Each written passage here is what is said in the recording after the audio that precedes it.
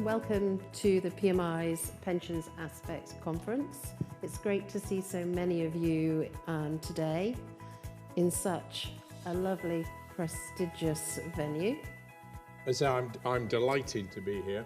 Many of the single financial guidance body staff are indeed PMI members. Some are examiners and a few even write exams, I'm told. So I have heard firsthand about the good work that PMI does to ensure the pension profession is well trained and has the skills to respond to the changing pension world. Well, my purpose is to detail the current DB landscape, list some of the sponsor, trustee, regulatory and government perspectives, and explain in this context why I think the trend to DB consolidation is frankly unstoppable.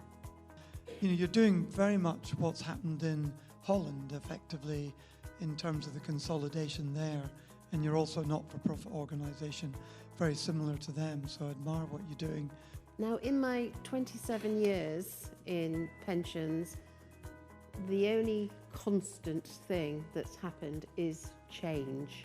We might see the pensions regulator becoming a bit more like a supervisor in the way that it looks after DB schemes. Adrian used the phrase bespoke one-to-one regulation. So we don't know this, but this is the question, I think, for the talk. Will we see the pensions regulator moving in that direction in the way that it interacts with DB schemes? Now, why has it taken 28, 29 years to finally get to the bottom of whether we need to equalise for the effective GMPs? We have to say that because you can't equalise a GMP. A GMP is a GMP calculated in different ways for men and women. But when we say GMP equalisation today, we mean equalising for the effective GMPs, just to please any pedants in the audience, and I'm sure there are lots today. I'm delighted to be joined by John and Stuart today to give you a talk about what's happening in the marketplace, what can we expect to happen in the future, and are there any practical tips that you can take away from what we've been doing? The landscape in the UK is the Siemens benefit scheme. That's the one that could move the numbers, so to speak. Around 4 to 5 billion of assets and liabilities. It's very well funded, our schemes.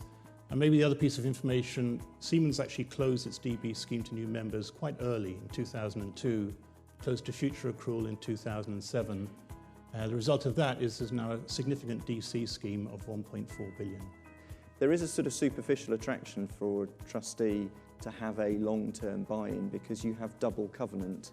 You've got the protection of the insurance regime and a completely matching asset, but were there any failures there, you've equally got the covenant of the employer and the sponsor still standing behind the scheme.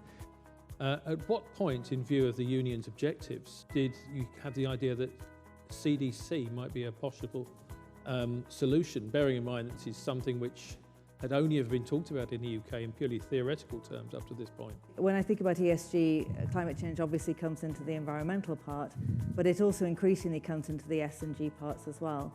I think that there have been times in the past when there's been trade-offs between those three, and now increasingly, if you get your governance right and if you get your climate change strategy right, then you tend to be pointing in the same direction. Our fundamental philosophy at Hermes is around the idea that we need to be thinking about holistic returns.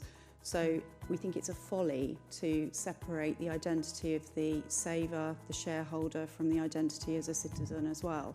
Materiality, which is to say the things that are the most important to the assets in which we invest for our clients, that those are the things that are important.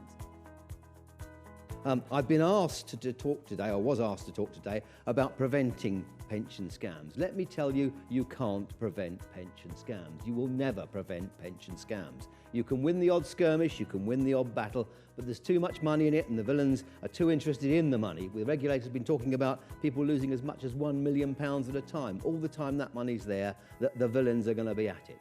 So the best you can do is help reduce pension scams.